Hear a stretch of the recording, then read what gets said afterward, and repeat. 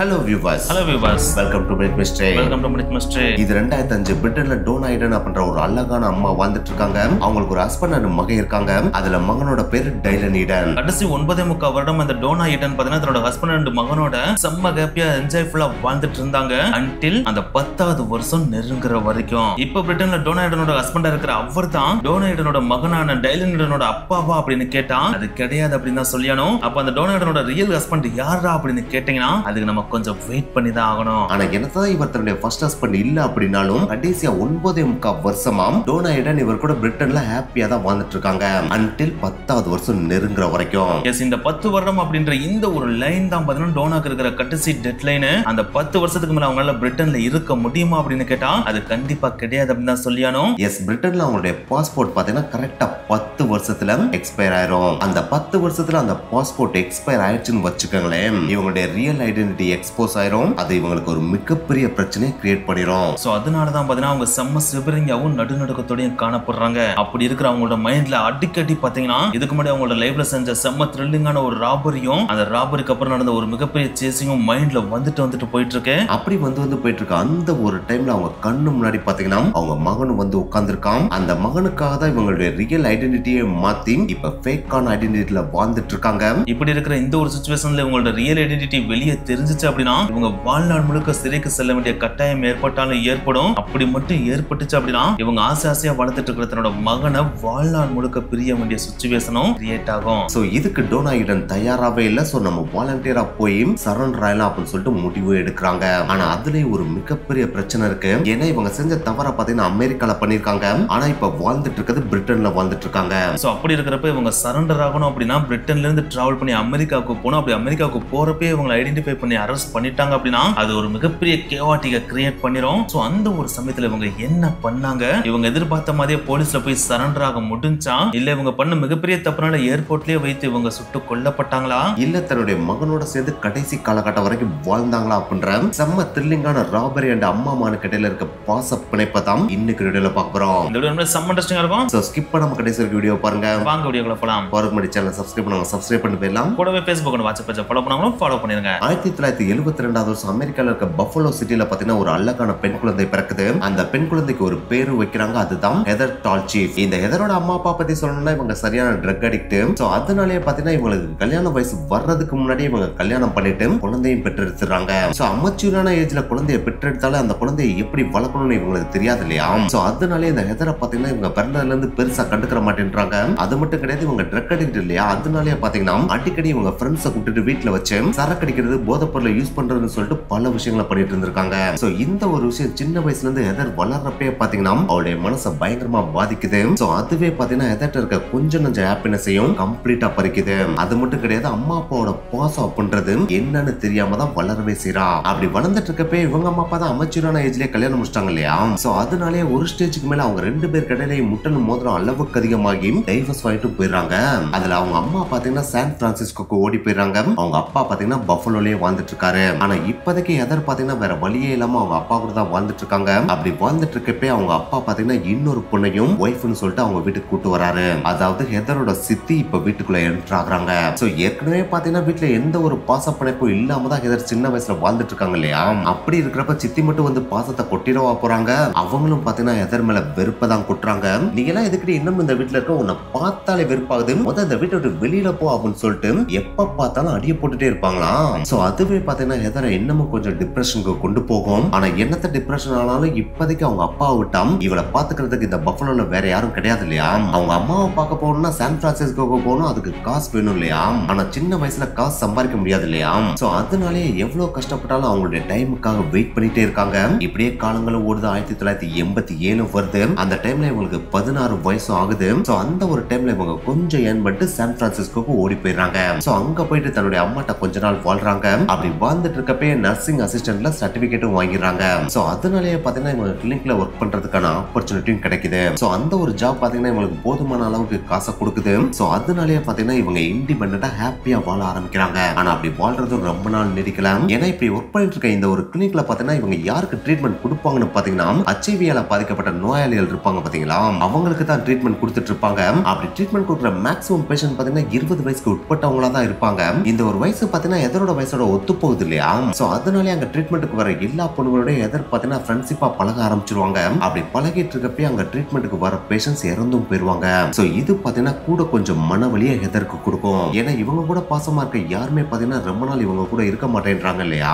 So அதனாலே கொஞ்சம் கொஞ்சமா டிப்ரெஷனுக்கு மறுபடியும் போக ஆரம்பிக்கிறாங்க. அந்த டிப்ரெஷன்ல இருந்து வெளியில வர்றதுக்காக பார்ல போயிட்டு சரக்கு அடிக்க ஆரம்பிக்கிறாங்க. இது ஸ்டார்டிங் ஸ்டேஜ்ல சாதாரணமா தான் தொடங்கிட்டு இருந்துச்சு. ஆனா நாட்கள் போக போக இவங்க சரக்குக்கு அடிமையாக ஆரம்பிக்கிறாங்க. சோ அதனாலேயே பாத்தீங்கன்னா இவங்க வேலைக்கும் போதையோட தான் வர்றாங்க. அதுவே இவங்களை வேலையை விட்டு தூக்குறதுக்கும் காரணம் அமைஞ்சிருது. சோ இப்ப இவங்க கையில பாத்தீங்கன்னா கொஞ்சம் தான் காசு இருக்கு. அந்த காசை வச்சு ரொம்ப நாட்கள்லாம் இண்டிபெண்டா வாழ முடியாது. இருந்தாலும் இவங்க போதைக்கு அடிமைட்டாங்க இல்லையா. சோ அந்த கொஞ்சம் நஞ்ச காசையும் குடிச்சு அழிக்கிறாங்க. அதுல மேக்ஸிமம் டைம் பாத்தீங்கன்னா பார்ல தான் ஸ்பெண்ட் பண்ணுவாங்க. அப்படி இவங்க சான் பிரான்சிஸ்கோல இருக்க ஒரு பார்ல சரக்கு அடிச்சிட்டு இருக்கப்ப ஒரு மேன் இவங்கிட்ட வந்து இன்ட்ரோடியூஸ் ஆகுறான். அவனை எதரோட கம்பேர் பண்றப்ப எதரோட ஏஜா அப்படின்னு கேட்டான். அதுதான் கிடையாது. அவனுக்கு கிட்டத்தட்ட 40-50 வயசுக்கு மேல இருக்கும். ஆனா என்னதான் 40-50 வயசுக்கு மேல இருந்தாலும் அவன் செம்ம வைப்ரண்டா இருப்பான், செம்ம எனர்ஜியா இருப்பான், அண்ட் சுறுசுறுப்பாவும் இருப்பான். சோ அந்த ஒரு துருதுருப்பு பாத்தீங்கன்னா ஹெதருக்கு பார்த்த உடனே பிடிச்சிருது. அது மட்டும் கிடையாது, ஹெதருக்கான ட்ரிங்க் அன்னைக்கு ஸ்பான்சரும் பண்றான். இந்த ஒரு விஷயம் ஹெதருக்கு ரொம்பவே பிடிச்சிருது. ஏன்னா அன்னைக்கு சரக்கு அடிக்கிறப்ப அந்த பொருட்ட காசே இல்ல, எப்படி காசை கட்ட போறோம் அப்படின்னு முடிச்சிட்டு இருந்த டைம்ல இவன் வந்து காசை கொடுத்தது ஹெதர் ரொம்பவே அட்ராக்ட் பண்ணிருது. சோ அதனாலே லவ் இன் ஃபர்ஸ்ட் சைட் மாதிரி இவனை பார்த்தோன்னே ஹெதருக்கு லவ் வந்துருது. ஆனா இந்த ஒரு லவ் ஒரு அமைச்சரான லவ். இந்த ஒரு லவ்வே இவளை எவ்வளவு அதல பாதாளத்துல தள்ள போகுது அப்படின்றது அந்த டைம்ல ஹெதருக்கு தெரியல. எஸ், ஹெதருக்கு இன்ட்ரோடியூஸ் ஆன அந்த ஒரு நபரோட பேரு ரொபர்ட்டோ சோலஸ். இந்த சோலஸை பத்தி சிம்பிளா சொல்லணும் அப்படின்னா இவன் செம்மையான பக்காவான கிரிமினல். இவன் தன்னோட லைஃப்ல செய்யாத கிரிமினல் வேலைகளே இல்ல அப்படின்னு சொல்லலாம். அதுலயும் ராபரி பண்றது அப்படின்றது உனக்கு ரொம்ப ரொம்ப பிடிச்ச ஒரு விஷயம், கை வந்த விஷயம். அதுலயும் பிளாஷ்பேக்ல 1960 வருஷம் சான் பிரான்சிஸ்கோல இருக்கிற ஒரு ட்ரக்க ராபரி பண்ண போறப்ப அந்த ட்ரக்ல இருந்த செக்யூரிட்டி கார்டை இவன் சுட்டதுனால அவர் இறந்து போயிடுறாப்ல. அப்படி இறந்து போனதுனால இவன் கையும் களவுமா மாட்டிக்கிறான். அப்படி மாட்டினதுனால இவனை அள்ளே கத்திட்டு போய் ஜெயில போட்டுறாங்க. அப்படி ஜெயில போறப்ப அந்த செக்யூரிட்டி கார்டை சுட்டு கொண்டது இவன் தான் அப்படின்றது ப்ரூஃப் ஆன உடனே இவனுக்கு ஆயுள் தண்டனையும் கொடுத்துடுறாங்க. சோ அந்த ஒரு ஆயுள் தண்டனையில இருந்து எப்படி வெளியே வரலாம் அப்படின்னு சொல்லிட்டு இவன் செம்மையா மைண்ட போட்டு திங்க் பண்ணி புளிஞ்சு எடுத்து யோசிச்சதுல நம்ம பேசாம ஜெயிலுக்குள்ள இருந்த மாதிரி ஒரு பொயட்டா மாறிடலாம் அப்படின்னு சொல்லிட்டு ஜெயிலுக்குள்ள இருந்த மாதிரியே ஒரு புக்கை எழுதி வெளியிட்டு இருக்கான். அந்த ஒரு புக்கை பார்த்தீங்கன்னா மக்கள் மத்தியில செம்மையான ஒரு அட்டென்ஷனை கிரியேட் பண்ணுது. அது மக்கள் மத்தியில மட்டும் கிடையாது, பொயட்ரி இருப்பாங்க பாத்தீங்கன்னா அவங்களோட மத்தியிலும் இது செம்மையான ஒரு அட்ராக்ஷனை கிரியேட் பண்ணுது. சோ அதனாலேயே பொயட்டா இருக்கிற ஒருத்தர் நீங்க ஜெயிலுக்குள்ள வச்சிருக்க வேண்டிய அவசியமே கிடையாது. ஒருத்தர் புக்கை எழுதுறாரு அப்படின்னாலே அவர் தன்னை நல்லாவே கண்ட்ரோல் பண்றாரு அப்படின்னு அர்த்தம். சோ அதனாலே அவரோட சென்டென்ஸை கம்மி பண்ணுங்க அப்படின்னு சொல்லிட்டு மேல்முறையீடு பண்றாங்க. அதோட பலனா 24 வருஷத்துல அவன் ஜெயில விட்டு வெளியே வந்துடுறான். அப்படி வெளியே வந்ததுக்கு அப்புறம் சோலஸ்க்கு ஒரு விஷயம் மனசுக்குள்ள துருதுருன்னு உறுத்திட்டே இருக்கு. அதுதான் 1960ஸ்ல இவன் ட்ரை பண்ணா பாத்தீங்களா ராபரி. அதாவது சான் பிரான்சிஸ்கோல ஒரு ட்ரக்க போய் ராபரி பண்ண ட்ரை பண்ணி அதுல ஃபெயில்ட் ஆனா பாத்தீங்களா, அந்த ஒரு ராபரியை நம்ம மறுபடியும் பண்ணணும். முந்தின தடவை தான் நம்ம ஒரு தப்பு பண்ணிட்டோம், அந்த தப்பை ரெக்டிஃபை பண்ணி இந்த தடவை பக்காவா செம்மையா பிளான் போட்டு அல்லேக்க பணத்தை தூக்கணும், அதுவும் எந்த விதமான சந்தேகமும் வராம தூக்கணும் அப்படின்னு சொல்லிட்டு யோசிக்கிறான். அப்படி யோசிச்சு பக்காவா ஒரு பிளான போடுறான். அந்த ஒரு பிளானை எக்ஸிக்யூட் பண்றதுக்கு ஒரு ஆள் இவனுக்கு தேவைப்படுது. சோ அதுக்காக ஒவ்வொரு நாளும் பார்ல போய் உட்கார்ந்துட்டு ஒவ்வொரு பெண்களா பார்த்தீங்கன்னா நோட் பண்ணிட்டே இருந்தான். அப்படி நோட் பண்றப்ப யார் யாரெல்லாம் லோன்லியா இருக்காங்க, யார் யாரெல்லாம் டிப்ரெஷன்ல இருக்காங்க, யார்கிட்ட போய் பேசினா ஈஸியா மயங்குவாங்க, யார் தன்னோட வலிக்கு ஈஸியா வருவாங்க அப்படின்னு சொல்லிட்டு பல விஷயங்களை தன்னோட மைண்ட்ல போட்ட மாதிரி தான் பெண்களை நோட் பண்றான். அப்படி நோட் பண்ணி தான் கடைசியா பாத்தீங்கன்னா நம்ம கதிரை கண்டுபிடிச்சு இவதான் நம்மளுக்கான ஆள் அப்படின்னு சொல்லிட்டு செட் பண்ணிட்டு ஒரு நாள் கதிர் பார்க்குள்ள உட்காந்து சரக்கு அடிச்சிட்டு இருக்கப்ப அவங்களுக்கு பக்கத்துல போய் உட்காந்துட்டு ஃப்ரெண்ட்ஷிப்பா பேசுற மாதிரி பேசி அவங்களை அட்ராக்ட் பண்ணி அவங்க ட்ரிங்க்ஸுக்கான அமௌண்ட்டையும் பே பண்ணிட்டு எங்கூட நைட் என்னோட அபார்ட்மெண்ட்டுக்கு வர முடியுமா அப்படின்னு சொல்லிட்டு கேட்கறான். அப்படி கேட்கறப்ப கதிருக்கு தான் ஆல்ரெடி பார்த்தா அவனை பார்த்தனே பிடிச்சிருச்சு இல்லையா, அதாவது லவ் இன் ஃபர்ஸ்ட் சைட் மாதிரி பார்த்தனே பிடிச்சிருச்சு இல்லையா. அதுவும் இப்ப கதிர் பார்த்தா தன்னோட சுத்தமா காசே இல்லாம இருக்காங்க. அப்படி இருக்கிறப்ப இப்படி ஒரு பாய் ஃப்ரெண்ட் கிடைச்சா அப்படின்னா நம்மளுக்கு பினான்சியல் ஃப்ரீடம் அப்படின்ற ஒண்ணும் கிடைக்கும். அதே நேரத்துல நம்ம இருக்கிற கஷ்டங்களை ஷேர் பண்றதுக்கு ஒரு பாய் ஃப்ரெண்ட் கிடைச்சிருவான் அப்படின்ற ஒரு நட்பாசையில சோலஸ் கூட போறதுக்கு ஒத்துக்கிறா. அப்படி ஒத்துக்கிட்டோன்னே சோலஸ் கதிரை கூட்டிட்டு தன்னோட அபார்ட்மெண்ட்டுக்கு போறான். அப்படி போன உடனே கதிர் சோலஸோட ரூம்ல பார்த்த பல விஷயங்கள் அவங்களையே பயமுறுத்துற மாதிரி அமையுது. அந்த ரூம்ல எங்க பார்த்தாலும் ஸ்பிரிச்சுவல் பண்ணுவாங்க பாத்தீங்கன்னா, அந்த ஸ்பிரிச்சுவல் பண்றதுக்கான திங்ஸ் அங்கனங்கனங்கன்னு கிடக்கு. அது மட்டும் கிடையாது, ரூம்ல எதுவுமே பார்த்தீங்கன்னா அழகால அடுக்கி வைக்கப்படல, எல்லாமே இங்கன அங்கன இங்கன்னு சொல்லிட்டு அலங்கோலமா தான் கிடக்கு. அது மட்டும் கிடையாது, ரூம்ல எங்க பார்த்தாலும் பார்த்தீங்கன்னா வெறும் புக்ஸா தான் செதறியும் கிடக்கு. சோ அதை பார்த்தோன்னே கதிர் சோலஸ்ட ஏன் ரூம் இவ்வளவு இதா இருக்கு, எதுக்கு ஸ்பிரிச்சுவல் பண்றதுக்கான திங்ஸ் எல்லாம் வச்சிருக்கீங்க, இதுக்கு என்ன மீனிங் அப்படின்னு சொல்லிட்டு கேட்கறாங்க. அப்படி கேட்ட உடனே சோலஸ் உனக்கு இதை பத்தின மகிமை தெரியாது, இதை பத்தின மகிமை தெரிஞ்சு அப்படின்னா நீ இதை ஃபாலோ பண்ணுவ. ஏன்னா நான் ஒவ்வொரு தடவை சில விஷயங்களை செய்ய போறப்ப இந்த மாதிரி ஸ்பிரிச்சுவலை பண்ணிட்டு தான் போவேன். அப்படி பண்ணிட்டு போறப்ப அந்த விஷயங்கள் எனக்கு ஃபெயில்ல முடியாம எனக்கு சக்சஸ் தான் கொடுக்கும். 1960 நான் ஒரு விஷயத்தை பண்ண போறப்ப இதை பண்ணாம போனதுனால தான் அது எனக்கு ஃபெயில் ஆகி நான் போலீஸ்ட மாட்டிக்கிட்டேன். சோ அதை இனிமேல் பண்ணவே கூடாதுன்னு சொல்லிட்டு ஒவ்வொரு தடவையும் நான் செய்ய போற ஒவ்வொரு விஷயத்துக்கு முன்னாடியும் இந்த ஒரு ஸ்பிரிச்சுவல் ஆக்டிவிட்டியை நான் பண்ணிட்டு தான் போவேன் அப்படின்னு சொல்லிட்டு ஹெதர்ட்ட சொல்றான். இந்த ஒரு விஷயத்தை கேட்கறப்ப ஹெதருக்கு ஒரு மாதிரி வினோதமா இருந்தாலும் ரூம் ஃபுல்லா புக்ஸ் நிறைய கிடக்கு இல்லையா, சோ புக்ஸ் நிறைய படிக்கிறான் அப்படின்னாலே நல்லவனா தான் இருப்பான். அதனால தன்னோட கூட பாசமா தான் பழக பழகுறான் அப்படின்றதுனாலயேவும் ஹெதர் எதை பத்தியும் யோசிக்காம சோலஸ முழுசா நம்புறாங்க. அது மட்டும் கிடையாது, சோலஸும் பாத்தீங்கன்னா அவனோட காரியத்தை நிறைவேற்றணும் அப்படின்றதுக்காக ஹெதர் அன்னைக்கில இருந்து ஒரு கியூன் மாதிரி ட்ரீட் பண்ணி அவங்களுக்கு தேவையான எல்லாத்தையும் வாங்கி கொடுக்குறான். இந்த ஒரு விஷயத்தினால ஹெதர் ரொம்பவே இம்ப்ரெஸ் ஆயிராங்க. அப்படி இம்ப்ரெஸ் ஆனதுனாலயே கண்மூடித்தனமா சோலஸ நம்பவும் ஆரம்பிக்கிறாங்க. அப்படி ஒன்ஸ் ஹெதர் தன்னை நம்ப ஆரம்பிச்சிட்டா அப்படின்றத கன்ஃபார்ம் பண்ண உடனே சோலஸ் தன்னோட பிளானை எக்ஸிக்யூட் பண்ண ஆரம்பிக்கிறான். அந்த பிளானோட முதல் கட்ட வேலையா 1993 ஹெதரை கூப்பிட்டு லாஸ் வேகஸ்க்கு போறான். அப்படி போனதோட மட்டும் இல்லாம அங்க போயிட்டு ஒரு வீடை வாங்கி அந்த வீட்டுல செட்டில் ஆகிற மாதிரி செட்டில் ஆகிட்டு ஹெதர்ட்ட மெல்ல போய் இந்த ஊர்ல நம்ம ஸ்டே ஆகணும் அப்படின்னா கண்டிப்பா உனக்கு ஒரு வேலை வேணும். அந்த வேலைக்கு நீ போயிட்டு அப்படின்னா ரெகுலரான இன்கம் நம்மளுக்கு வந்துட்டே இருக்கும். அப்படி வந்துச்சு அப்படின்னா நம்ம செம்ம ஹாப்பியா வாழலாம். அப்படி ஹாப்பியா வாழ்றதுக்காக எனக்காக நீ வேலைக்கு போக முடியுமா அப்படின்னு சொல்லிட்டு கேட்கறான். அப்படி கேட்ட உடனே ஹெதர்னாலும் வேலைக்கு தானே போகணும், வேலைக்கு போனா எனக்கு ரிலாக்ஸேஷனா இருக்கும், கண்டிப்பா போறேன் அப்படின்னு சொல்லிட்டு சொல்றான். அப்படி சொன்ன உடனே இங்க இருக்கிற லூமிஸ் அப்படின்ற ஒரு கேஸ் ஹேண்ட்லிங் கம்பெனி இருக்கு, அந்த கம்பெனில போயிட்டு நீ வேலைக்கு ஜாயின் பண்றியா அப்படின்னு சொல்லிட்டு கேட்கறான். அதை கேட்ட உடனே ஹெதர்னாலும் கொஞ்சம் கூட யோசிக்காம அங்கதானே வேலைக்கு போனோம், நான் வேணா இன்டர்வியூக்கு போய் அட்டெண்ட் பண்ணிட்டு வர்றேன் அப்படின்னு சொல்லிட்டு சொன்னதுக்கு அடுத்த நாளே சோலஸ் சொன்ன அந்த ஒரு லூமிஸ் கம்பெனில இன்டர்வியூக்காக போய் ஹெதர் உட்கார்றான். அப்படி உட்கார்ந்தோடனே ஹெதரை இன்டர்வியூக்காக கூப்பிடுறாங்க. அப்படி கூப்பிட்டோடனே உள்ள போயிட்டு ஹெதர் உட்கார்றா. அப்படி உட்கார்ந்து அவ கிட்ட நம்மளோட கம்பெனியை பத்தி உனக்கு தெரியுமா, இது மணி ஹேண்ட்லிங் கம்பெனி, அதாவது லாஸ் வேகாஸ்ல இருக்கிற மேக்ஸிமம் ஏடிஎம்க்கு மணியை கொண்டு போய் ஃபில் பண்றதா நம்மளோட வேலை. அந்த ஒரு மணியை கொண்டு போய் ஃபில் பண்ற ட்ரக் இருக்கு பாத்தியா, அந்த ட்ரக்கை ஓட்டிட்டு போற டிரைவர் வேலைக்கு தான் நீ வந்திருக்க. இதுக்கு முன்னாடி இந்த வேலையை பண்ணதுக்கான அனுபவம் வந்துட்டு இருக்கா அப்படின்னு சொல்லிட்டு இன்டர்வியூ எடுக்கிறவங்க கேட்கறாங்க. அப்படி கேட்டவொடனே கொஞ்சம் கூட யோசிக்காம ஹெதர் டப்புன்னு இந்த மாதிரி வேலையெல்லாம் எனக்கு அனுபவமே கிடையாது, இப்பதான் ஃபர்ஸ்ட் டைம் பண்ண போறேன் அப்படின்னு சொல்லிட்டு சொல்லிடுறாங்க. இப்படி சொன்ன உடனே தன்னை வெளியே அனுப்பிடுவாங்க அப்படின்னு நினைச்சுதான் ஹெதர் சொன்னா. அந்த லூமிஸ் கம்பெனியோட ரெக்யர்மெண்ட் படி இத்தனை பெண்கள் இங்க வேலை பார்க்கணும் அப்படின்ற ஒரு கண்டிஷன் இருக்கு. சோ அதனாலேயே எந்த ஒரு எக்ஸ்பீரியன்ஸும் இல்ல அப்படின்னாலும் பரவாயில்ல, உன்னை நாங்க வேலைக்கு எடுத்துக்கிறோம் அப்படின்னு சொல்லிட்டு யோசிக்காம ஹெதரை தூக்கி வேலையில போட்டுறாங்க. சோ இந்த ஒரு ஹாப்பியான விஷயத்தை ஹெதர் வேகமா குடுகுடுன்னு ஓடி போய் சோலஸ்ட சொல்றாங்க. இதை கேட்டோடனே சோலஸ்னால செம்மையான ஒரு ஹாப்பினஸ் கிரியேட் ஆகுது. பரவாயில்ல, எக்ஸ்பீரியன்ஸ் எல்லாம் உன்னை சேர்த்திருக்காங்க அப்படின்னா அவங்க உண்மையிலேயே வேற லெவலு, அவங்களுக்காக நீ விசுவாசமா இருக்கணும் அப்படின்னு சொல்லிட்டு அவங்கள அடுத்த நாள்ல இருந்து வேலைக்கு போக சொல்றான். லாஸ் வேகஸ்ல 1008 கம்பெனி இருக்கிறப்ப எதுக்கு செலக்டிவா லூமிஸ் அப்படின்ற இந்த ஒரு கம்பெனியை செலக்ட் பண்ணி இந்த ஒரு கம்பெனிக்கு நீ வேலைக்கு போ அப்படின்னு சொல்லிட்டு ஹெதர் எதுக்கு சோலஸ் அனுப்பியிருக்கான் அப்படின்னா, இந்த ஒரு லூமிஸ் கம்பெனியோட ட்ரக்கை ராபரி பண்ண ட்ரை பண்ணி தான் 1960வது வருஷம் இந்த சோலஸ் மாட்டிக்கிட்டு ஜெயிலுக்கே போனான். சோ இந்த ஒரு லூமிஸ் கம்பெனியை பழி வாங்குற விதமா மறுபடியும் இந்த ட்ரக்கை கொள்ளையடிக்கணும் அப்படின்றதுக்காக தான் தன்னோட பிளானை எக்ஸிக்யூட் பண்ணணும் அப்படின்றதுக்காகவும் சோலஸ் பார்த்தா ஹெதர் அந்த கம்பெனிக்கு வேலைக்கு அனுப்புறான். ஹெதரும் அந்த கம்பெனிக்குள்ள என்டர் ஆகுறா. அப்படி என்டர் ஆனதுக்கு அப்புறம் லூமிஸ் கம்பெனியை பத்தி பல விஷயங்களை ஹெதர் தெரிஞ்சுக்கிறான். அதாவது பணத்தை ஏத்திட்டு போய் ஏடிஎம்ல ஃபில் பண்ற ஆர்மர்டு வெஹிக்கிள்ஸ் மட்டும் கிட்டத்தட்ட 3000 இருக்கு. அந்த ஆர்மர்டு டிரான்ஸ்போர்ட் மூலமா ஒவ்வொரு நாளும் பல லட்சக்கணக்கான பணங்கள் லாஸ் வேகாஸ்ல இருக்க கெசினோக்கு ஏடிஎம்க்கு டிரான்ஸ்பர் ஆகுது அப்படின்ற பல விஷயங்களை ஹெதர் தெரிஞ்சுக்கிறான். அது மட்டும் கிடையாது, இந்த ஒரு ஆர்மர்டு வெஹிக்கிள் தான் ஹெதர் ஓட்ட போறா இல்லையா, அப்படி இவ ஓட்ட போற அந்த ஒரு வண்டியில பாத்தீங்கன்னா ஹெதரோட சேர்த்து மொத்தம் 3 பேர் இருப்பாங்க. அதுல ஹெதர் டிரைவர், மத்த 2 பேர் பாத்தீங்கன்னா வண்டியோட பேக் சைடுல பணத்துக்கு பாதுகாப்பா இருப்பாங்க. அவங்க தான் பாத்தீங்கன்னா ஒவ்வொரு கெசினோ அண்ட் ஏடிஎம் வர்றப்ப பணத்தை எடுத்து போய் ஃபில் பண்ணிட்டு வரவங்க.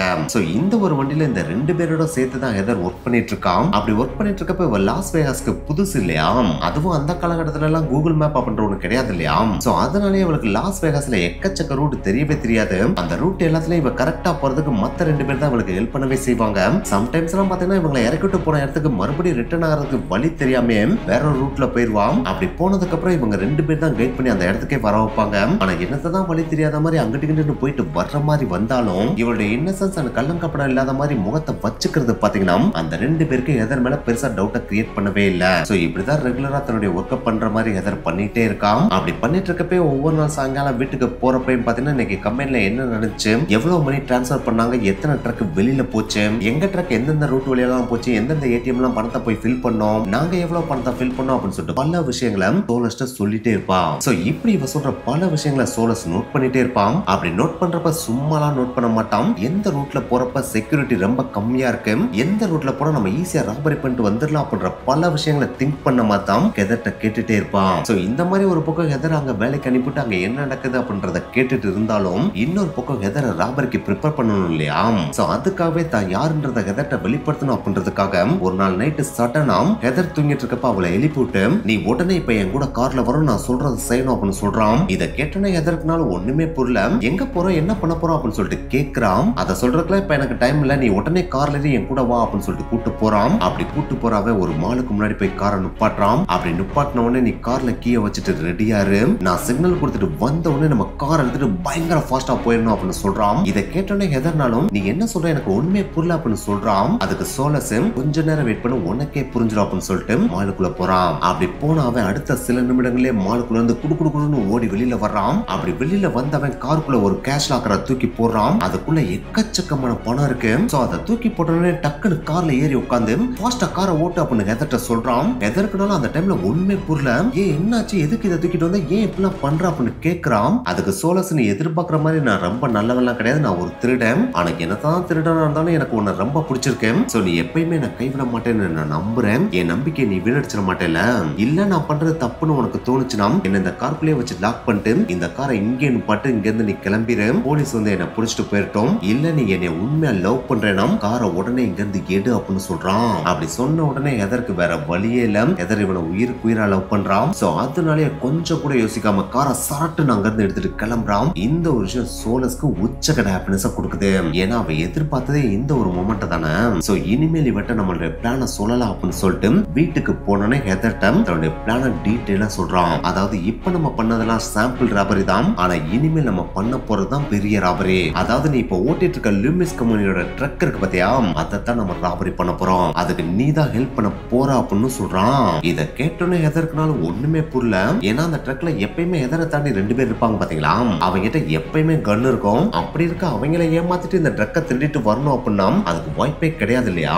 அதுவும் இல்லாம அவங்க எல்லாம் திருடுறது தெரிஞ்சாலே சுட்டு கொண்டு விடுவாங்க இல்லையா. சோ இதெல்லாம் வாய்ப்பே கிடையாது அப்படின்னு சொல்லிட்டு ஹெதர் சொல்றான். ஆனா சோலஸ் அதை பார்த்துட்டு சிரிச்சுட்டே, நீ இது வரைக்கும் ட்ரக் ஓட்டிட்டு போன எல்லா ரூட்டையும் நான் மேப் பண்ணி வச்சிருக்கேன். அது மட்டும் கிடையாது, நீங்க எந்தெந்த இடத்துல எல்லாம் ட்ரக்கை நுப்பாட்டிட்டு பணத்தை ஃபில் பண்ணுவீங்களோ அந்த இடத்தையும் நோட் பண்ணி வச்சிருக்கேன். அதுல இந்த ஒரு ஸ்பெசிபிக்கான இடத்துல தான் நம்ம ராபரி பண்ண போறோம் அப்படின்னு சொல்றான். இத கேட்டோன்னே எதற்குனாலும் தூக்கி வாரி போட்டுருது. எஸ், அந்த பிளேஸ் தான் சர்க்கஸ் அப்படின்ற ஒரு கெசினோ. எஸ், இந்த ட்ரக் டிராவல் பண்ணி போய் மேக்ஸிமம் பணத்தை ஃபில் பண்ற லொகேஷன்ல ஏடிஎம் பாத்தீங்கன்னா ட்ரக் நிக்கிற இடத்துல இருந்து ரொம்ப பக்கமா தான் இருக்கும். சோ அந்த ட்ரக்ல இருந்து அந்த பணத்தை எடுத்து போய் ஃபில் பண்ற 2 பேர் இருப்பாங்க பாத்தீங்களா, அவங்க ட்ரக்ல இருந்து இறங்கிட்டு அந்த ட்ரக் கண்ணுக்கு போற இடத்துல நிக்கிற மாதிரி நிப்பாட்டிட்டு தான் போய் பணத்தை ஃபில் பண்ணி டக்குன்னு அடுத்து மறுபடியும் ட்ரக்குக்கே வந்துருவாங்க. ஆனா இந்த சர்க்கஸ் அப்படின்ற இந்த ஒரு கெசினோ இருக்கு பாத்தீங்களா, இந்த ஒரு கெசினோல மட்டும்தான் ட்ரக்கை கொண்டு போய் நிப்பாட்டுற இடம் ஒரு இடமா இருக்கும். அப்படி நிப்பாட்டதுக்கு அப்புறம் அந்த 2 பேர் பாத்தீங்கன்னா பணத்தை எடுத்துட்டு போய் அந்த கெசினோல இருக்கிற எல்லா ஏடிஎம்லையும் ஃபில் பண்ணிட்டு மறுபடியும் அந்த கெசினோல இருந்து வெளியே வந்து ட்ரக்ல ஏறுற இடம் வேற ஒரு இடமா இருக்கும். நமக்கு எது ட்ரக்கை கொண்டு போய் அந்த 2 பேர் இறக்கி விடுற இடம் ஒரு இடம், மறுபடியும் அந்த ட்ரக்கை எடுத்துட்டு வந்து அந்த 2 பேரை பிக்கப் பண்ற இடம்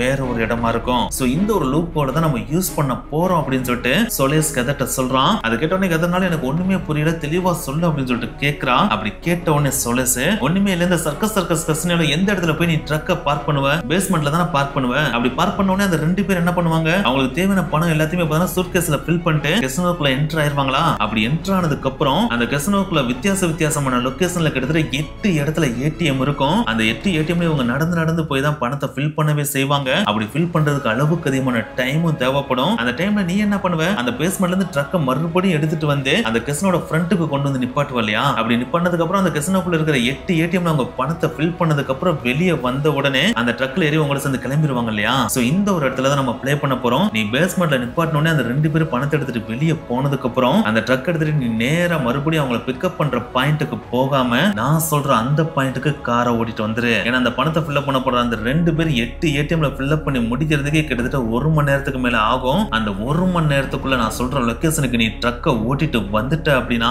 அங்க இருந்து நம்ம பணத்தை அலேக்கா தூக்கிட்டு ட்ரக் காணாம போயிடுச்சு அப்படின்றத கண்டுபிடிக்கிறதுக்குள்ளேயே நம்ம எது தப்பிச்சு போயிடலாம் அப்படின்னு சொல்லிட்டு கதர்ட்ட சொல்றான். இந்த ஒரு இடத்துல கதருக்கு இன்னொரு டவுட் கிரியேட் ஆகுது. என்னைய ட்ரக் ஓட்டிட்டு வரணும்னு சொல்ற, எந்த இடத்துக்கு ஓட்டிட்டு வரும், நம்ம வீட்டுக்கு ஓட்டிட்டு வரணும் அப்படின்னு சொல்லிட்டு கேட்கறான். அதுக்கு சோலேஸ், நீ வீட்டுக்கு நேரா ட்ரக் ஓட்டிட்டு வந்து அப்படின்னா அந்த ட்ரக்கை ட்ராக் பண்ணாங்க அப்படின்னா கண்டிப்பா நம்ம வீட்டுக்கு வந்துருவாங்க. அது தேவையில்லாத பிரச்சனையை கிரியேட் பண்ணும். அதுவும் ஆர்மர்டு வெஹிக்கிள் நீ ரெசிடென்ஷியல் ஏரியாக்கு கொண்டு வந்து அப்படின்னா அது சஸ்பீசியஸையும் கிரியேட் பண்ணும். சோ நீ இங்கெல்லாம் கொண்டு வரக்கூடாது. அதுக்கு பதிலா நான் ஒரு கேரேஜ் வாடகைக்கு பிடிச்சு வச்சிருக்கேன். லாஸ்ட் 2 மாசமா அந்த கேரேஜை தான் நான் யூஸ் பண்ணிட்டு இருக்கேன். அந்த கேரேஜ் ஓனருக்கு நான் டவுட் வராத அளவுக்கு ஒரு விஷயத்தையும் பண்ணி வச்சிருக்கேன். ஏன்னா அந்த ஸ்டோரேஜ் கேரேஜ் நான் வாடகைக்கு எடுக்கிறப்பயே நான் ஆர்மர்டு வெஹிக்கிள் சர்வீஸ் பண்ற கம்பெனில வேலை பார்க்குற ஒருத்தன். சோ எனக்கு சர்வீஸ் ஒரு ஆர்மர்டு வெஹிக்கிள் சர்வீஸ் பண்ணிட்டு அதை மறுபடியும் ரிட்டர்ன் பண்ற வரைக்கும் இந்த கேரேஜ்ல தான் நிப்பாட்டுவேன் அப்படின்னு சொல்லிட்டு அந்த கேரேஜ்ல டம்மியான சில ஆர்மர்டு வெஹிக்கிள் வாங்கி நிப்பாட்டி வச்சிருக்கேன். சோ அந்த ஒரு கேரேஜுக்கு இந்த ஒரு வெஹிக்கிளை நம்ம அங்க கொண்டு போனோம் அப்படின்னா அந்த கேரேஜ் ஓனருக்கு பெருசா டவுட் கிரியேட் ஆகாது. நம்ம அழகா அந்த ட்ரக் அங்க நிப்பாட்டிட்டு அங்க இருக்கிற பணம் எல்லாத்தையும் எடுத்துட்டு ஈஸியா மூவ் பண்ணிடலாம் அப்படின்னு சொல்லிட்டு சோலஸ் சொல்றான். அப்படி சொல்றது மட்டும் இல்லாம நீ இந்த சர்க்கஸ் கசினோல இருந்து நான் சொன்ன அந்த ஒரு காரேஜ் இருக்கு பாத்தியா, அந்த காரேஜுக்கு நீ மேக்ஸிமம் 20 ல இருந்து 30 நிமிஷத்துக்குள்ள டிராவல் பண்ணி வந்திருக்கணும். அதுக்கான டிஸ்டன்ஸ் கொஞ்சம் அதிகம் தான். இருந்தாலும் நீ ஃபாஸ்டா ட்ரக்கை ஓட்டணும். அதே நேரத்துல ரொம்ப ஹை ஸ்பீட்லயும் ஓட்டக்கூடாது. ஏன்னா நீ ஹை ஸ்பீட்ல ஓட்டணும் அப்படின்னா கண்டிப்பா அது ஆட்டோமேட்டிக்கா சஸ்பீசியஸை கிரியேட் பண்ணி டவுட் கிரியேட் பண்ணி போலீஸ்க்கு கால் பண்ண வைக்கும். சோ மிதமான ஸ்பீட்ல ஓட்டுற மாதிரியும் தெரியணும், அதே நேரத்துல ஃபாஸ்டாவும் ஓட்டணும். அதே நேரத்துல நம்ம ஃபிக்ஸ் பண்ண அந்த டைம்க்குள்ள நீ இங்க வந்து சேர்ந்துட்ட அப்படின்னா நம்ம பிளான பெர்ஃபெக்ட்டா எக்ஸிக்யூட் பண்ணலாம் அப்படின்னு சொல்லிட்டு சோலஸ் சொல்றான். இந்த இந்த ஒரு விஷயம் ஹெதருக்கு செம்மையான ஒரு சிவரிங்க கிரியேட் பண்ணுது. ஆனா என்னத்தை கிரியேட் பண்ணாலும் இவன் அளவுக்கு அதிகமா அவங்க லவ் பண்றா இல்லையா,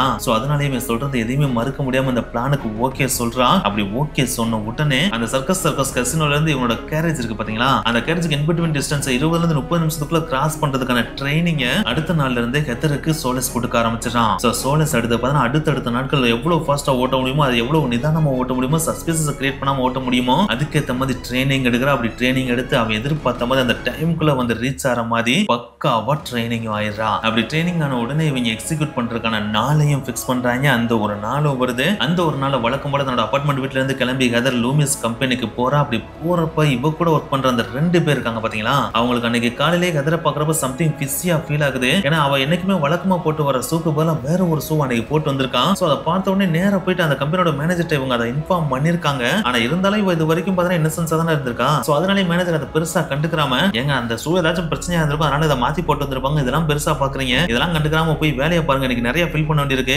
ட்ரக் எடுத்துட்டு போங்க, அதுலயும் கெஸ்னோல வேற நிறைய ஃபில் பண்ண வேண்டியிருக்கு, பணத்தை எடுத்துட்டு போங்க அப்படின்னு சொல்லிட்டு சொல்றாரு. அப்படி சொன்ன உடனே அதான் மேனேஜரே கண்டுக்கல, நம்ம எதுக்கு இதை பெருசா எடுத்துக்கணும் அப்படின்னு சொல்லிட்டு ட்ரக்ல ஃபுல்லா பணத்தை நிரப்பிட்டு லூமிஸ்ல இருந்து அந்த ட்ரக் வெளியே போகுது. அந்த ட்ரக்கை ஹெதரும் ஓட்டிட்டு போறா. அப்படி ஓட்டிட்டு போற ஹெதர் இன்பிட்வீன் இருக்கிற சின்ன சின்ன ஏடிஎம்ல பணத்தை ஃபில் பண்ணிட்டு நெக்ஸ்ட் சோலஸ் ஃபிக்ஸ் பண்ண அந்த ஒரு சர்க்கஸ் கசினோட பேஸ்மெண்ட்ல போய் ட்ரக் நிக்குது. இவங்க எதிர்பார்த்த மாதிரி அந்த 2 பேர் பார்த்தா தேவையான பணத்தை சூட்கேஸ்ல ஃபில் பண்ணிட்டு அங்க இருந்து கிளம்பி போறாங்க. அப்படி கிளம்பி போறப்ப வழக்கம் போல எங்களை பிக்கப் பண்ற முன்னாடி வந்து நின்று நாங்க வந்து ஏறிடுறோம் அப்படின்னு சொல்லிட்டு சொல்றாங்க. அப்படி சொன்ன உடனே அவங்க 2 பேரும் உங்களோட கண்கள்ல இருந்து மறைஞ்சு உள்ள கெசினோக்குள்ள போயிடுறாங்க. அப்படி போனது தெரிஞ்ச உடனே தன்னோட வாட்ச்ல டைமை நோட் பண்ணிட்டு ட்ரக் எடுத்துட்டு அவங்க ஃபிக்ஸ் பண்ண அந்த ஒரு டைம்குள்ள பயங்கர ஃபாஸ்டாவும் நிதானமும் ஓட்டிட்டு போய் அந்த கரேஜ்ல சேர்த்துறான். அப்படி சேர்த்த உடனே அந்த இடத்துல பார்த்தீங்கன்னா சொலேசோ இருக்கான். அவன் அந்த ட்ரக் வந்த உடனே டக்குன்னு ட்ரக்கை ஓபன் பண்ணி உள்ள இருக்கிற பணம் எல்லாத்தையும் எடுத்து தனித்தனி பெட்டியில போட்டு கம்ப்ளீட்டா பேக் பண்ணிட்டு அந்த எல்லா பணத்தை ஃபில் பண்ண பாக்ஸஸையும் நெக்ஸ்ட் இன்னொரு ட்ரக்ல ஏத்திட்டு நேரா போஸ்ட் ஆபீஸ்க்கு போறான். அங்க போனவன் கரெக்டா ட்ரக் கிளம்புனதுல இருந்து 30 நிமிஷத்துல போஸ்ட் ஆபீஸ்ல போயிட்டு எங்க போய் சேரணும் அப்படின்ற அட்ரஸை மென்ஷன் பண்ணி அந்த எல்லா பாக்ஸஸையும் பார்சலும் பண்ணிடுறான். ஏன்னா அந்த மணியை ஃபில் பண்ண போனவங்க 1 மணி நேரம் கழிச்சு தான் வெளியே வருவாங்க. அந்த 1 மணி நேரம் கழிச்சு தான் ட்ரக்கை காணோம் அப்படின்ற இன்ஃபர்மேஷன் கொடுப்பாங்க. அப்படி கொடுத்ததுக்கு அப்புறம் அந்த பொண்ணை இனிஷியலா பார்த்தா போலீஸ் தேட தான் செய்வாங்க. சப்போஸ் அப்படி தேடியும் கிடைக்கல அப்படின்னா தான் அந்த ட்ரக் ராபரி பண்ணப்பட்டிருக்கு அப்படின்றத அனௌன்ஸ் பண்ணுவாங்க இல்லையா. அப்படி அனௌன்ஸ் பண்றதுக்கு குறைஞ்சது 1.5 மணி நேரத்துக்கு மேல ஆயிரும் இல்லையா.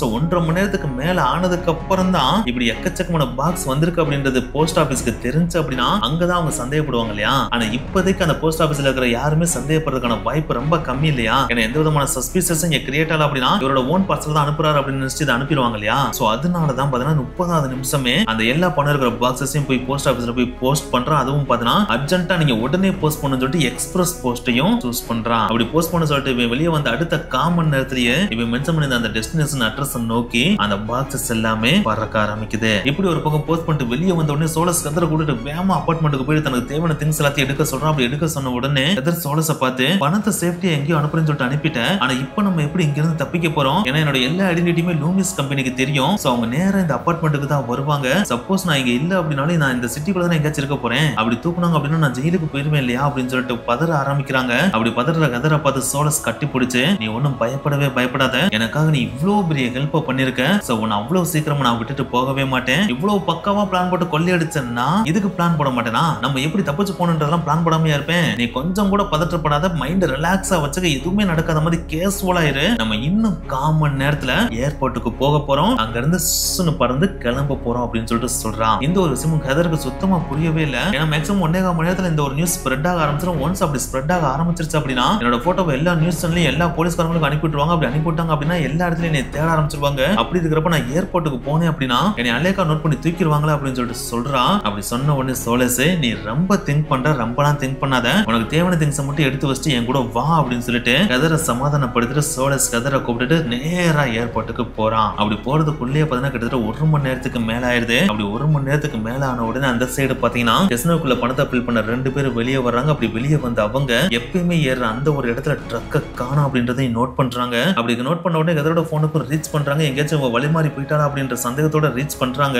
ஆனா அப்படி போன் பண்றப்ப அவளோட போன் நாட் ரீச்சபிள்னு வருது, அதாவது சுவிட்ச் ஆஃப்னு வருது. இந்த ஒரு இடத்துல உங்களுக்கு டவுட் கிரியேட் ஆனா 1994 காலகட்டத்தில் மொபைல் போன்லாம் இருந்துச்சா அப்படின்னு சொல்லிட்டு கேட்கலாம். எஸ், அந்த காலகட்டத்தில் மொபைல் போன் இருந்துச்சு. அதுலயும் இந்த கதருக்கு கொடுக்கப்பட்ட அந்த ஒரு மொபைல் போன் பார்த்தீங்கன்னா கம்பெனில இருந்து ஆபீஸ்ல கொடுக்கப்பட்ட மொபைல் போன். அந்த ஒரு நம்பருக்கு தான் அந்த 2 பேர் கால் பண்ணி பார்த்திருக்காங்க. ஆனா அப்படி கால் பண்றப்ப அந்த போன் சுவிட்ச் ஆஃப்னு வந்த உடனே டக்குனு லூமிஸ் கம்பெனிக்கு இதை இன்ஃபார்ம் பண்றாங்க. கூடவே போலீஸ்க்கு இன்ஃபார்ம் பண்றாங்க. போலீஸும் அந்த ஸ்பாட்டுக்கு வர்றாங்க. அப்படி வந்துட்டு சரௌண்டிங்ல இவங்க எங்கேயாச்சும் வழி மாறி போயிட்டாங்களா அப்படின்னு சொல்லிட்டு ஹெலிகாப்டர் ஹெலிகாப்டர் வழியா சர்ச் பண்ணி பாக்குறாங்க. ஆனா அப்படி சர்ச் பண்ணி பாக்குறப்ப அவங்க அந்த சரௌண்டிங்ல எங்கேயுமே இல்ல அப்படின்றத கண்டுபிடிக்கிறாங்க. ஒன்ஸ் இதை கண்டுபிடிச்ச உடனே அப்ப ஹெதர் இந்த ட்ரக்கை அழுக்கா கொள்ளையடிச்சுட்டு போயிட்டா அப்படின்றதையும் முடிவு பண்றாங்க. அப்படி முடிவு பண்ண உடனே லாஸ் வேகஸ்ல இருக்கிற எல்லா ரோட்டையும் கம்ப்ளீட்டா பிளாக் பண்ணுங்க. எங்கேயாச்சும் இந்த மாதிரி ட்ரக் வருதா அப்படின்றத நோட் பண்ணுங்க. அப்படி நோட் பண்ணீங்க அப்படின்னா அதை பிளாக் பண்ணுங்க. அதே நேரத்தில் வான் வழியாவும் ஹெலிகாப்டர் அனுப்பி தேடுங்கன்னு சொல்லிட்டு வான் வழியாவும் தேட ஆரம்பிக்கிறாங்க. எல்லா ரோட்லயும் கம்ப்ளீட்டா போலீஸ் வண்டியோட சைரன் சத்தம் கேட்க ஆரம்பிக்குது. இந்த மாதிரியான சத்தம் கேட்டுட்டு இருக்கிற அந்த ஒரு சமயத்துல தான் சோலேசம் ஹெதரை கூட்டிட்டு ஏர்போர்ட்டுக்குள்ள என்டர் ஆயிராப்ல. அப்படி என்டர் ஆகிறப்போ வானத்துல ஹெலிகாப்டர் பறந்துட்டு இருக்கிற சவுண்ட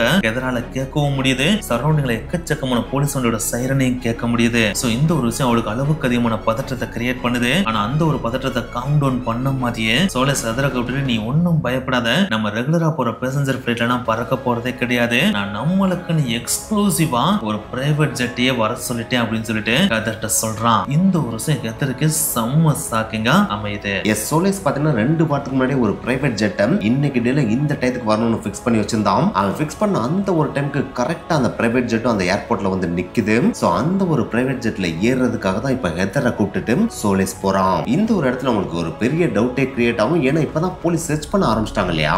அப்படி இருக்கப்ப ஹெதரோட போட்டோவை லீக் பண்ணிருப்பாங்க இல்லையா? அப்படி லீக் பண்ணிட்டாங்க அப்படின்னால ஏர்போர்ட்ல ஈஸியா தூக்கிடுவாங்க இல்லையா? ஆனா எப்படி ஹெதர் இந்த இடத்துல கண்டுபிடிக்கப்படாம மூவ் ஆயிட்டு இருக்கா அப்படின்றது ஒரு மிகப்பெரிய டவுட் தானே. ஆனா பதில சொல்லணும் அப்படின்னா சோலேஸ் இந்த இடத்துல தன்னுடைய கிரிமினல் மைண்டை யூஸ் பண்ணிருக்கான். எஸ் வீட்ல இருந்து கிளம்புறப்பே ஹெதர் பயங்கரமா பயந்தா இல்லையா? அந்த ஒரு டைம்ல சோலேஸ் நரைச்சு போன தலைமுடி கொண்ட ஒரு விக்கை எடுத்து ஹெதரோட தலையில மாட்டி விட்டு வயசான அம்மாக்கள் போற ட்ரெஸ்ஸையும் ஹெதருக்கு மாட்டி விட்டு ஒரு வீல் சேரையும் எடுத்து அதுல ஹெதரை உட்கார வச்சு கண்ணுக்கு ஒரு கூலிங் கிளாஸ போட வச்சு இனிமேல் நீ ஹெதர் கிடையாது வயசான ஒரு அம்மா அப்படின்னு சொல்லி ஹெதரை கூட்டு போயிட்டான். அது மட்டும் கிடையாது, அந்த வயசான அம்மாக்கு ஒரு பேரு வச்சிருந்தான். அந்த பேர்ல தான் பிரைவேட் ஜெட்டையும் புக் பண்ணியிருந்தான். சோ ஏர்போர்ட்ல இப்ப ஹெதரா போகாம வயசான அம்மாவை அந்த வீல் சேர்ல உட்கார்ந்து தான் போயிட்டு இருக்கான். அதனாலதான் அங்க இருந்த யாருக்குமே சஸ்பிசியஸ் கிரியேட் ஆகவே இல்ல. சோ இவங்க 2 பேரும் ஃபைனலா அந்த பிரைவேட் ஜெட்ல ஏறி சக்சஸ்ஃபுல்லா டென்வர் ஏர்போர்ட்ல போய் லேண்ட் ஆகவும் செஞ்சுறாங்க.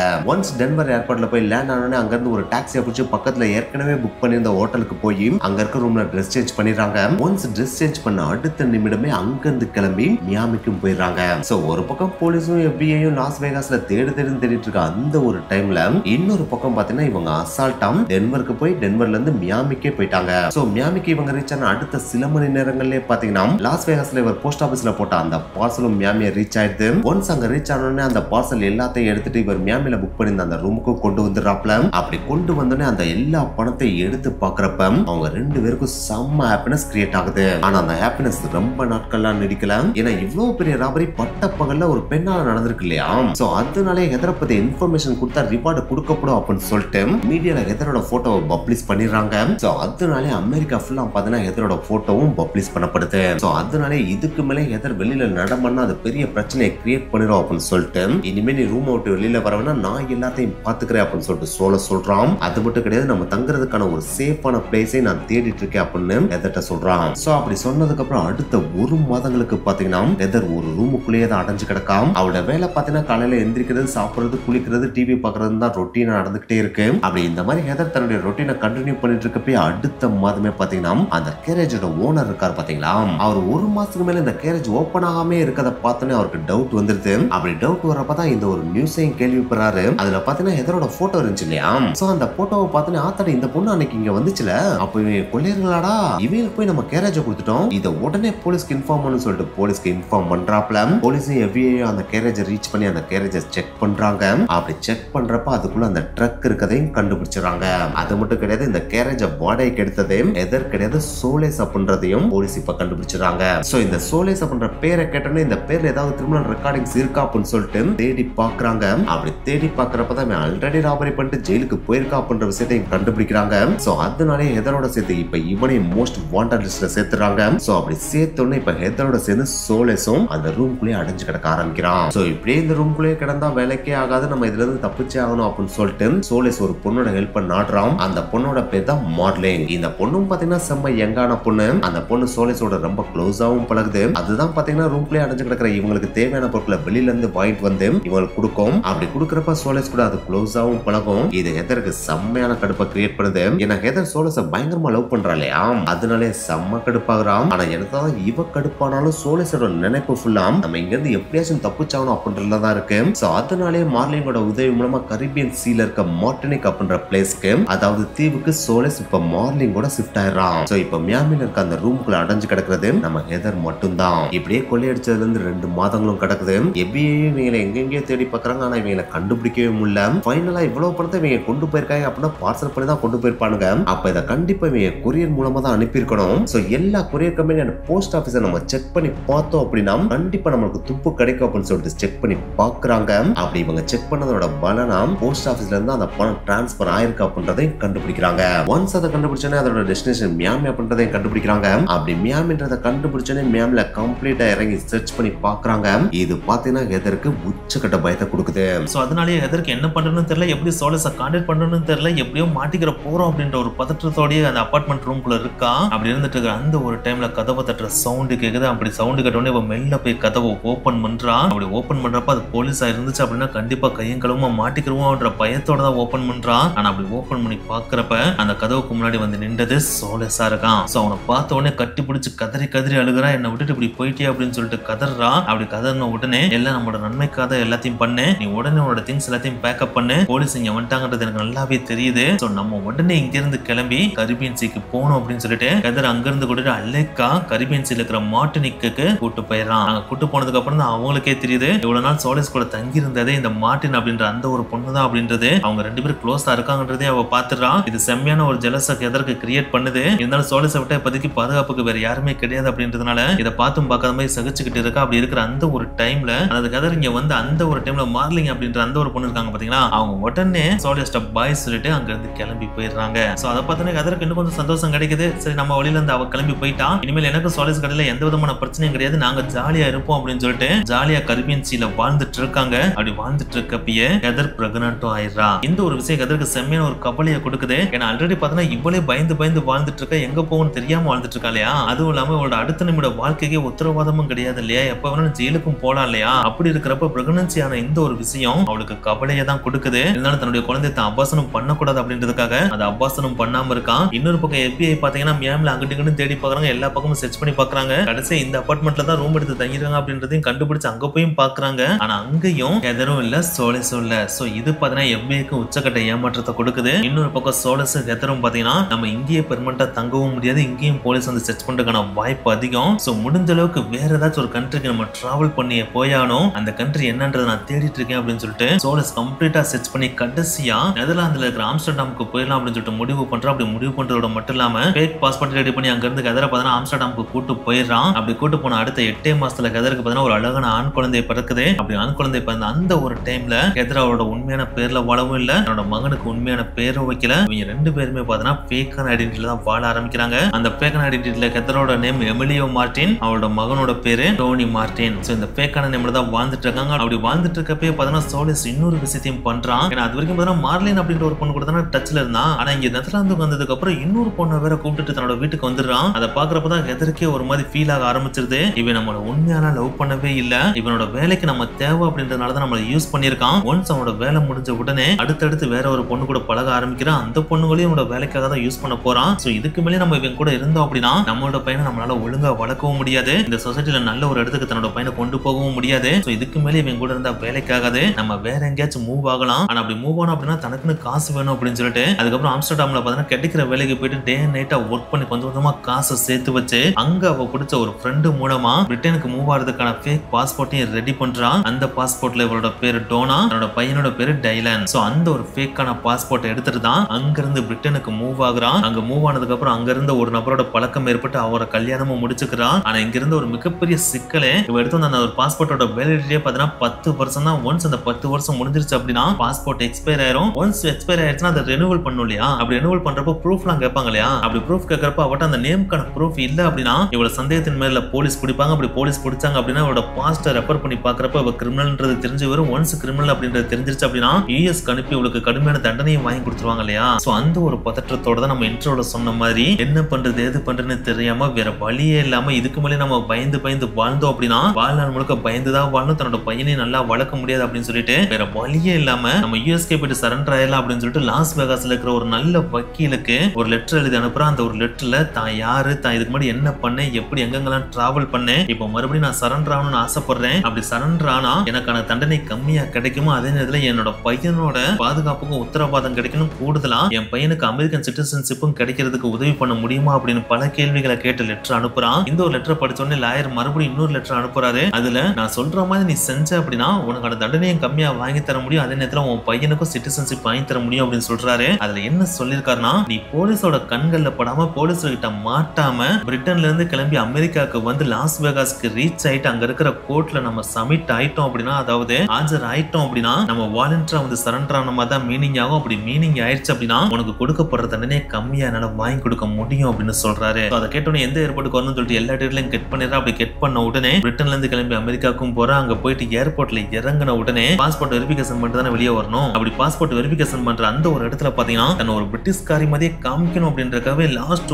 1 மந்த்தா பிரிட்டிஷ் ஆக்சென்ட் இருக்கும் பாத்தீங்கன்னா. ஏன்னா அவங்கள இங்கிலீஷ் பார்த்தா வித்தியாசமா பேசுவாங்க இல்லையா, அமெரிக்கால பார்த்தா வேற மாதிரி பேசுவாங்க, பிரிட்டன்ல வேற மாதிரி பேசுவாங்க இல்லையா. சோ அந்த ஸ்டைல்ல பேசுறதுக்காண்டி 1 மாசமா ட்ரைனிங் எடுத்து ஒரு பிரிட்டிஷ்காரங்க பேசினா எப்படி பேசுவாங்களோ அதே மாதிரி பேசுறான். அதை பார்த்தோன்னா அங்க இருந்து யாருக்குமே பெருசா டவுட் வரல. அதனால அப்ரூவல் கொடுத்து உள்ள அனுப்பிடுறாங்க. அப்படி உள்ள அனுப்பின உடனே நேரா பெடரல் கோர்ட்ல போயிட்டு ஆஜரும் ஆகுறா. அப்படி ஆஜரான உடனே நடந்த எல்லா விஷயத்தையும் சொல்றான். அப்படி சொன்ன உடனே தன்னோட மகனுக்காக தான் இவ்வளவு தூரம் போராடுறான், தன்னோட மகனை பாதுகாக்கணுன்றதுக்காக ஆஜராரா அப்படின்ற விஷயம் தெரிஞ்ச உடனே, அதுவும் இல்லாம பள்ளியெடுத்த பணத்தை பெருசா அவ செலவும் பண்ணல, அதை அனுபவிக்கவும் இல்லை. அந்த சோலஸ் அப்படின்ற ஒருத்தன் தான் இவ்வளவு யூஸ் பண்ணிருக்கான் அப்படின்றது தெரிஞ்சதுனாலேயே 24 வருஷம் சிறை தண்டனை கொடுக்கப்படும் அப்படின்னு எதிர்பார்த்துட்டு இருந்த அந்த ஒரு டைம்ல வெறும் 5 வருஷம் தான் எதற்கு சிறை தண்டனையை கொடுக்குறாங்க. ஏன்னா தன்னோட மகனை பிரிஞ்சிருக்காங்க, அந்த இடத்துல மகனு கூட மறுபடியும் வாழணும்னு ஆசைப்படுறாங்க இல்லையா. சோ அதனாலேயே வெறும் 5 வருஷம் தான் சிறை தண்டனை கொடுக்குறாங்க. அது வரைக்கும் அவங்க மகனுக்கு பாதுகாப்பும் கொடுத்து அமெரிக்கன் சிட்டிசன்ஷிப்பும் கொடுக்கறதுக்கும் உறுதி கொடுக்குறாங்க. சோ அதுக்கப்புறம் 5 வருஷம் பார்த்தீங்கன்னா ஜெயிலுக்கும் போறாங்க. ஜெயில போயிட்டு வெளியவும் வந்துறாங்க. ஒன்ஸ் ஜெயில இருந்து வெளியே வந்ததுக்கு அப்புறம் இப்ப தன்னோட மகனோட தான் ஹாப்பியா அமெரிக்கால வாழ்ந்துட்டு இருக்கதாவும் சொல்றாங்க. சரி, அதெல்லாம் ஓகே. சோலஸ்க்கு என்னடா ஆச்சு அப்படின்னு சொல்லிட்டு நீங்க கேட்கலாம். அதுதான் இங்க இருக்க ட்விஸ்டேவும். இது நாள் வரைக்கும் சோலஸ் எங்க இருக்கா அப்படின்றத FBI கண்டுபிடிக்கவே முடியலாம். அவன் கொள்ளையடிச்ச $30 மில்லியன் நல்லா ஜாலியா செலவு பண்ணிட்டு அடுத்து ஒரு பொண்ணை ஏமாத்தி அந்த பொண்ணு மூலமா அடுத்த கொள்ளையும் அடிச்சுக்கலாம் அப்படின்னு சொல்றாங்க. சோ இத பத்தி உங்களுடைய கருத்து என்ன அப்படின்றத கீழே மறக்காம கமெண்ட் பண்ணிருங்க. ஓகே, நெக்ஸ்ட் வீடியோல மீட் பண்ணலாம். பை.